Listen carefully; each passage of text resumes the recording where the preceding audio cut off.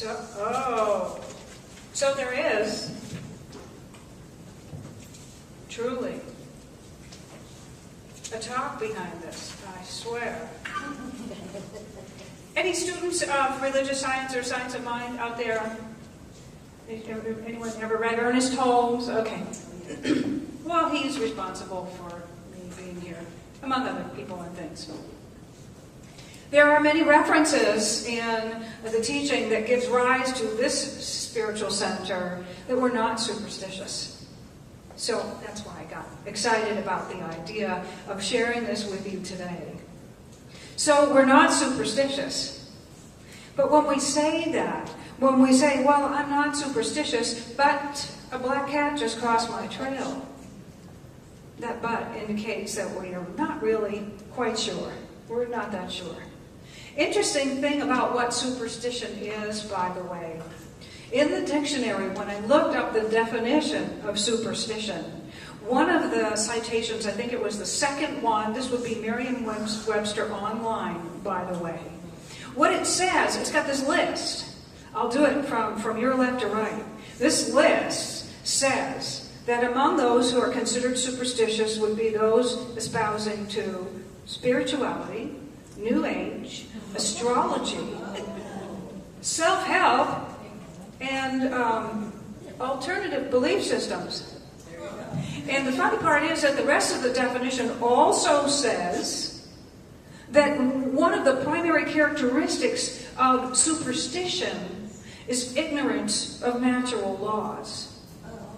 Okay, so how many of you can just guess that most of those teachings have either an entire basis or at least a point of reference in some type of natural law?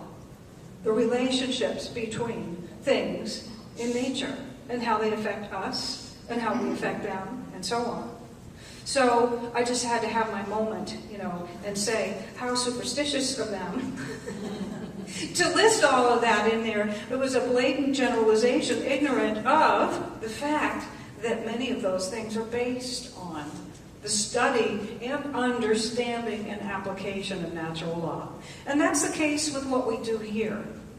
We study a natural law that has to do with the creative power of thought. It is no less real than gravity. It is no less real than any other law in nature. Predictable, measurable, and you can use it in such a way to get predictable results because it acts the same way every time. Now, if we step into the field of quantum physics, then we have a slight problem because that says it all changes depending on what you're looking for and the quality of your looking. And then you say, well, never mind. So, not going to go there anymore. The definition of superstition includes some other things. It talks about being characterized by, or swayed by, or moved by, or influenced by, or referencing to that ignorance of natural laws. Meaning that we let things that we don't understand influence what we think. We let things and people that we don't understand influence how we feel. We let people and things we don't understand determine the choices that we make. And it goes on and on. We let that which we do not understand determine what we say and do. Well, how bad can that be, really? I mean, maybe once in a while I have that foot and mouth thing and I make a jerk of myself, but I apologize, it's no big deal. Well, think about it. For every moment that we are unaware of something, and so we make a snap judgment without really examining it, and then we decide, well, that's what that means, or that's who he is, or that's who she is, or that's who they are, then our thoughts continue in that vein. Our feelings do too. We open our mouths and we say things to reflect those beliefs, and we look out into the world expecting more of that to show up. Okay, and if we are ignorant of natural law, guess what? It's going to show up. And if we're ignorant of natural law, we'll think that happened by accident. We'll think that that was just fate or chance. We'll think that that was good luck or bad luck, depending on whether we liked that person or that thing. So actually, each time we don't examine something or someone closely in order to make an informed choice about them or it, we're being superstitious. We are generalizing. We are being prejudiced. One of the group of people that I sometimes hang out with calls this contempt prior to investigation. Ooh, yeah, just more syllables to say the same thing. Oh. So when we say, well, I'm not superstitious, but when this happens, we're saying really that we are, right? Because every time we use but in a sentence, it negates everything that came before it. Okay, so I'm not superstitious, but. What that implies is that everything that follows that word is true according to our real belief. And therefore, that's how we are activating natural law, by the way. And that everything we said beforehand is untrue to us. And whatever is true to us is law to us. And we are free to decide what's true to us, and that's the key. So here's a happy little glimpse into what life looks like when we really aren't superstitious.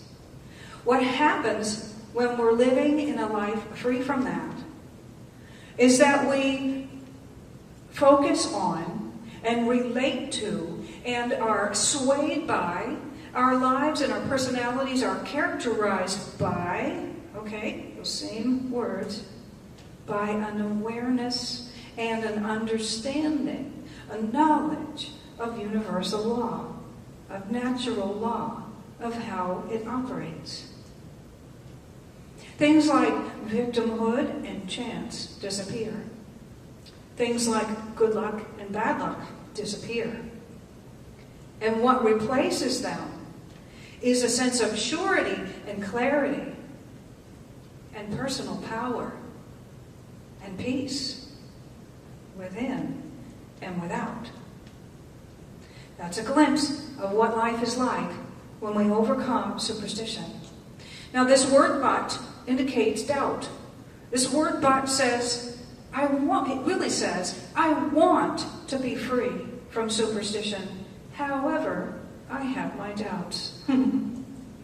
So I'd like you to know this about me.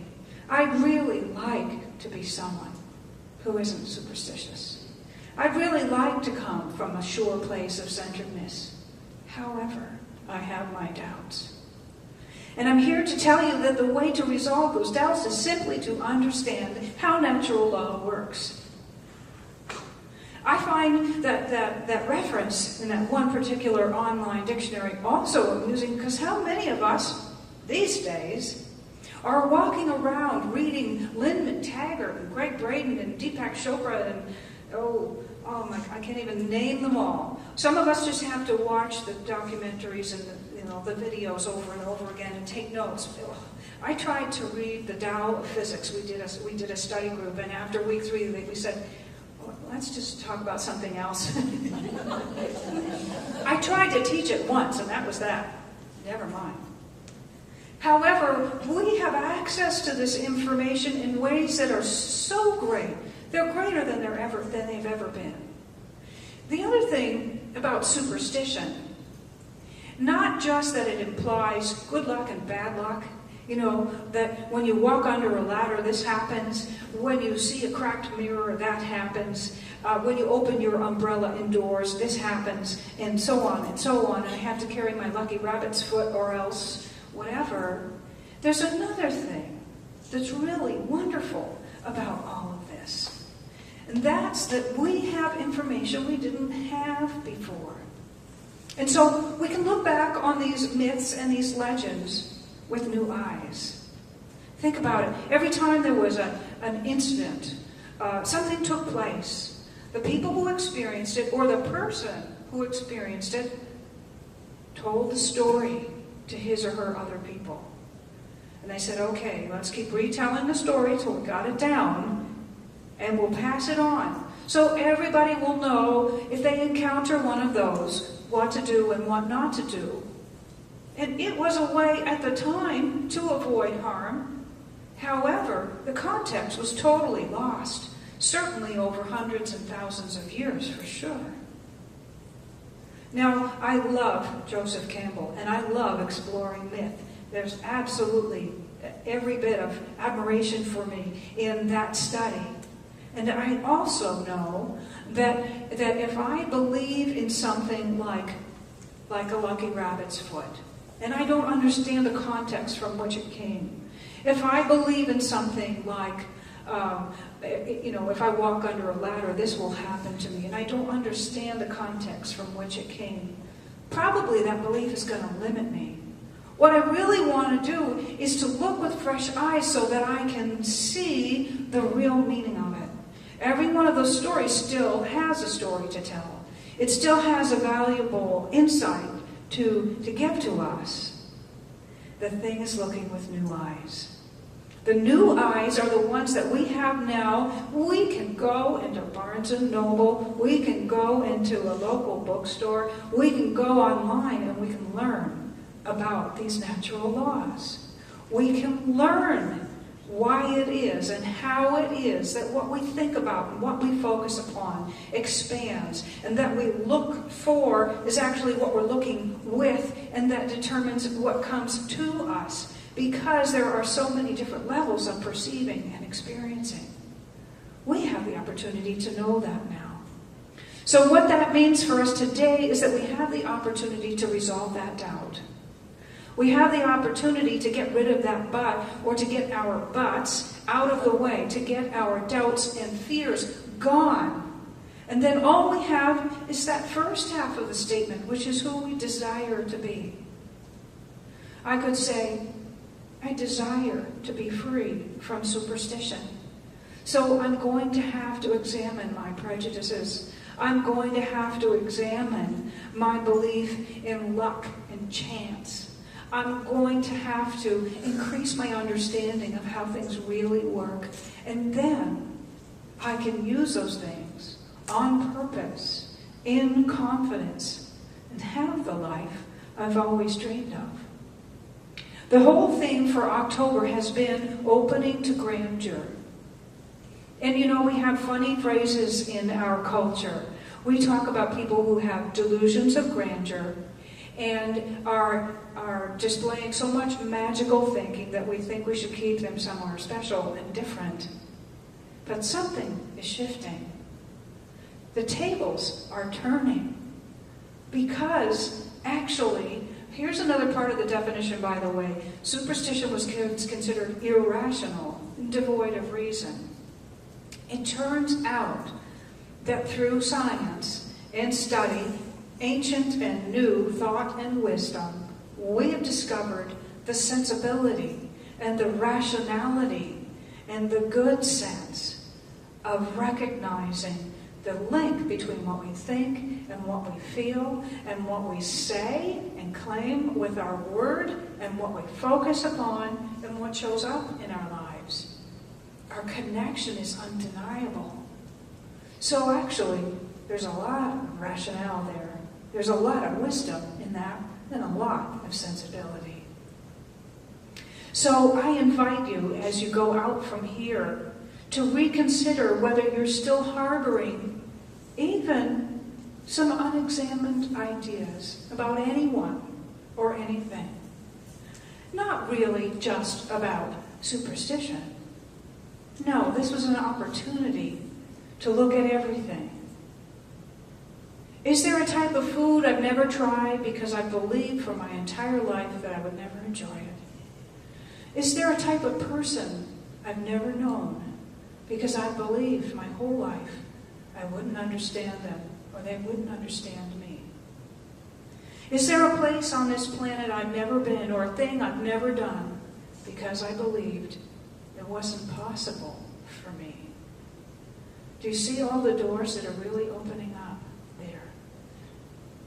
I invite you to take some time today to re-examine those closed doors, to re-examine those apparently cemented beliefs. And remember that you have a choice every day to choose what you think, what you feel, what you believe, what you expect, what you experience.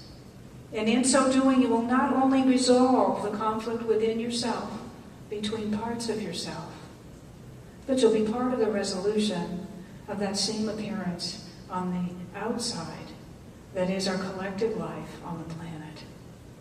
Thank you for allowing me to sing and share with you today. I so appreciate your presence. Namaste.